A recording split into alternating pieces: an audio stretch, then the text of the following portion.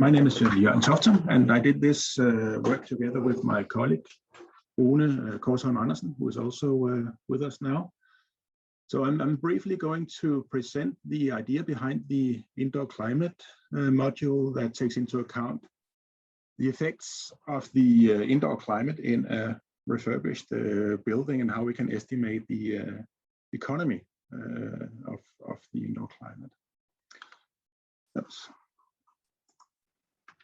So the indoor climate module has essentially three different steps. The first step is to predict the indoor environment parameters, and for this purpose we are using different standardized and acknowledged models. Some of these are available in standards, and some of them are available in the peer-reviewed literature. So we have a fairly good idea what the models they calculate. And let me just say that I'm going to show a brief example as of how the indoor climate module works in its current stage. So the first step is to predict the indoor environment before and after renovation. Second step is to use distribution of these parameters as input to exposure response functions to estimate, now I write pupil performance and pupil and teacher absence, and that's because the module works with schools at the moment. We have some ideas on how to expand that to other building typologies, but at the moment we have prepared it for schools only. And the third step is to use these estimations of performance and absence to evaluate the economical feasibility of the different refurbishment scenarios that are being evaluated. So the example is a school with 500 pupils and 40 teachers. It's located in Denmark, not surprisingly. And in Denmark, the majority of school buildings are fairly old. And most of these schools, they have to open windows manually to have some kind of ventilation. So one-sided manual ventilation by window opening is a very common situation in many Danish schools. Now we imagine that we refurbish the school buildings, and in this case, it's a fairly simple refurbishment. So we add a mechanical ventilation system that complies with the Danish building regulations for ventilation of school buildings. That's 5 liters per second per person and 0.3 liters per second per square meter heated floor area. So this graph here shows a cumulative curve of the calculated CO2 concentration, and we use CO2 concentration as an indicator of the air quality because it's affected by the presence of people. We breathe oxygen and we produce carbon dioxide in our body. So this CO2 concentration is a measure of how well the ventilation works with the number of people who are present in a room. So we have a distribution of the CO2 concentration. That's the CO2 concentration is down here on the horizontal axis, and up here we have the percentage of occupied time. So this curve shows the distribution during the school hours during a full year. So we don't have any concentrations that are higher in close to 4,000 ppm, which is high enough in itself. And we don't have any concentrations which are below around 450, 500 parts per million. And then we have the distribution here.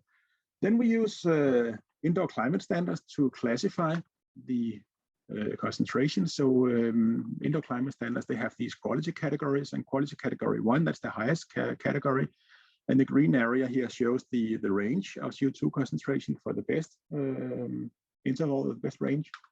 Then we have the second best, that's the yellow, and then we have an orange, and then we have a red range where we shouldn't spend too much time, and then we have outside of category, which in this case, when pupils and teachers have to open windows, that's actually the majority or close to the majority of the time that the CO2 concentration is in the highest range.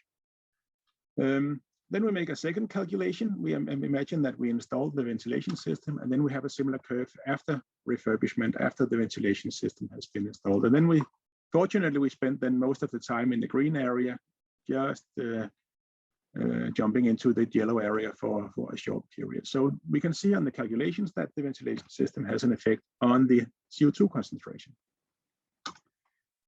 Then we use exposure response relations to estimate what does it mean for the performance of the pupils. So we have a curve here that relates the CO2 concentration with the performance in percent. So when the CO2 concentration is low, is in the green area, then we assume that pupils' performance is 100%, so that they have the highest learning outcome.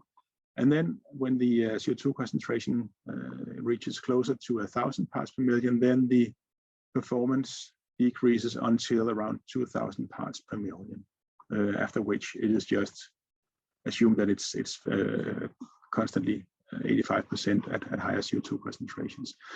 And this is probably the best or the most validated exposure response relation between pupil performance and the CO2 concentration. It builds on a range of available studies collected by my colleague Paul Wagoski. Yeah, so that's one of these exposure response relations. Another one is between pupil presence in school, which is the opposite of absence. So we have again the CO2 concentration and we have the green area. So when the CO2 concentration is low, we assume that the air quality does not affect pupil absence from school. But when it increases to higher levels, then the absence also increases because the air quality is poorer. We have poorer ventilation. So the risk of transmission of airborne diseases will be higher because of the poor ventilation. So we have these available exposure response relations that we use to estimate what is the performance decrement, or I should say performance improvement, when we install the ventilation system. What is the reduction in absence from school with better air quality in the classroom? And final step, that's to estimate what does it mean in terms of the economy. And for this example here, we calculated a net present value of 2.4 million euro by upgrading to mechanical ventilation. And this is caused by higher learning performance when the pupils are in school. So they're easier for them to concentrate because of better air quality, reduced illness absence among the pupils, reduced illness absence among the teachers, and then a higher learning performance due to reduced illness absence, because when you're not present in school, then you cannot learn from what is taking place in the school. In our case, we had a very poor air exchange in the beginning before we had the refurbishment. So we actually bring in outside air, which needs to be heated. So in this case here, this scenario, we have an increase of the heating demand, a modest increase though. And just to compare with the gains that we have from the better indoor environment, then we assume that, or we estimate that it's the cost of installing the ventilation system is around €500,000. So the gains are much higher than the costs.